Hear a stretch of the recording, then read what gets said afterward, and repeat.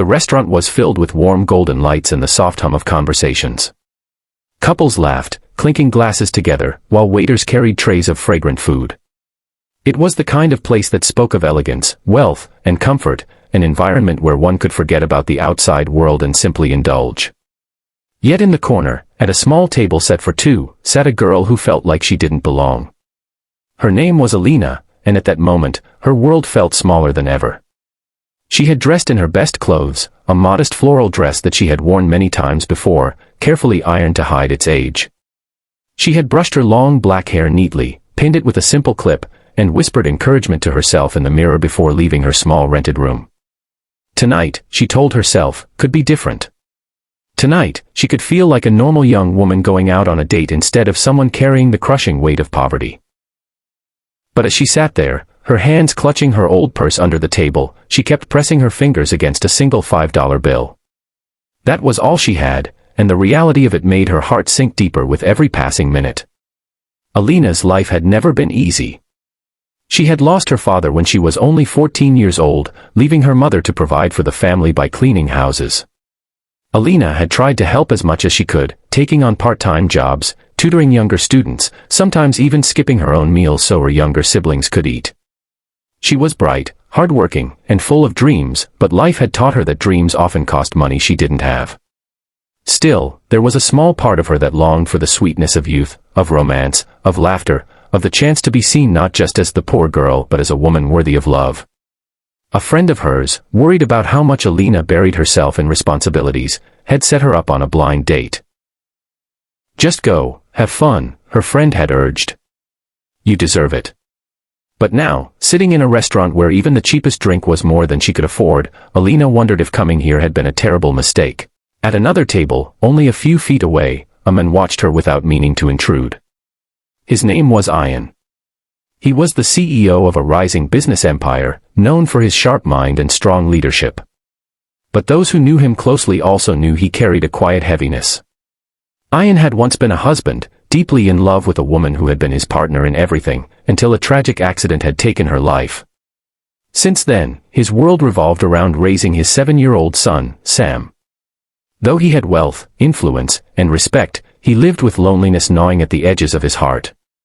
That night, he had brought Sam to the restaurant for a small father-son dinner.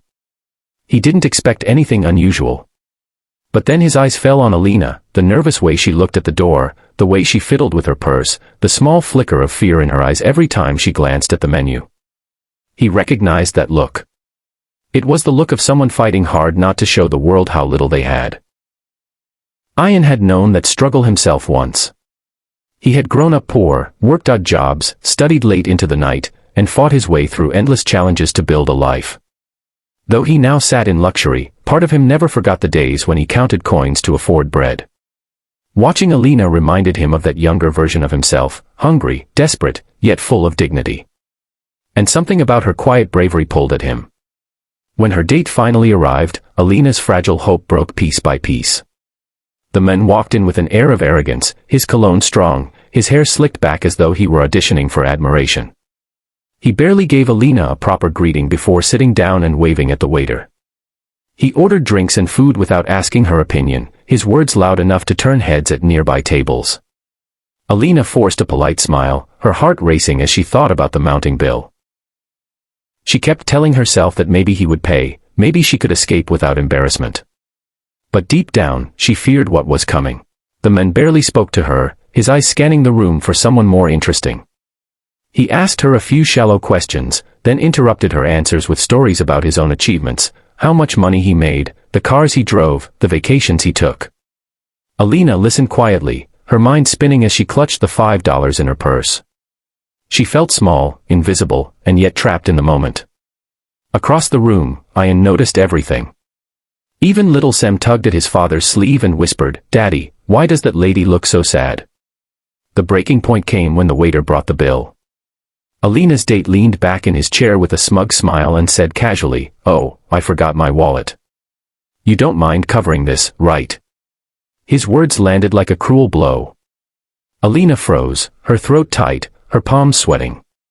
She opened her purse slowly, staring at the single bill that could not even cover the cheapest item on the receipt. Humiliation washed over her. Tears pricked her eyes, but she blinked them back, desperate not to break in front of strangers. She thought of fleeing, but where would she go? The restaurant was full, the waiter stood waiting, and her date looked at her with mocking impatience. And then came the voice that changed everything.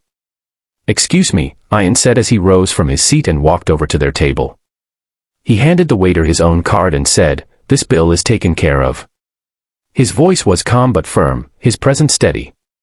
The date scoffed, muttered something about not needing charity, and stormed out, leaving Alina speechless. Her eyes dropped to the table in shame, but Ian leaned gently and said, "You don't owe me anything. Don't ever let someone make you feel small because of money." His words, so simple yet so powerful, struck deep in her heart. For the first time that night, Alina felt seen. That evening marked the start of an unexpected journey. Ian and Alina began crossing paths more often. At first, it was small conversations, casual exchanges at the park when she met him with Sam, kind words shared over coffee, moments of quiet laughter that felt natural and unforced. Ian never flaunted his wealth, never made her feel inferior. Instead, he asked about her life, listened to her stories, and respected her strength. Sam adored her instantly, often begging her to read him stories or play with him. Alina found herself smiling again, her heart warming in ways she hadn't felt in years. But life was not without challenges. People began to whisper.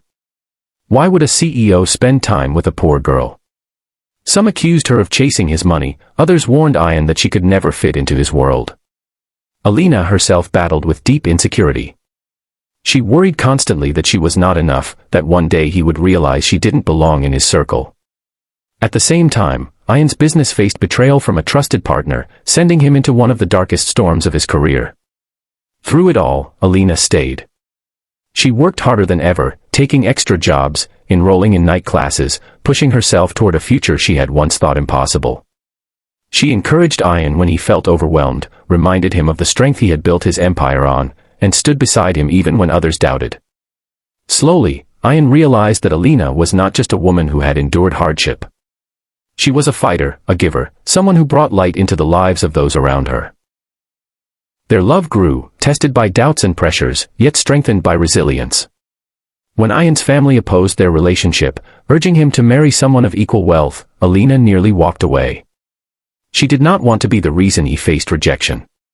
But Ian refused to let her go. He stood by her, declaring that she was not just enough, she was everything. In the end, what began with a $5 bill turned into a love worth more than all the riches in the world. Alina found not only love but also a family who valued her for her heart, not her status. Ian, once broken by loss, found healing in the kindness and courage of a woman who reminded him what it meant to truly live, and that, my dear friends, is how a poor girl with only $5 found a love richer than anything money could buy. Life may push you down, humiliate you, and test your limits, but remember this, your worth is not defined by what you have in your pocket, but by what you carry in your heart. If this story touched you, share your thoughts in the comments. I would love to know what you felt while listening to Alina and Ian's journey. And if you believe kindness and love can change the world, don't forget to like, share, and subscribe to my channel. Be kind always for more powerful and emotional stories.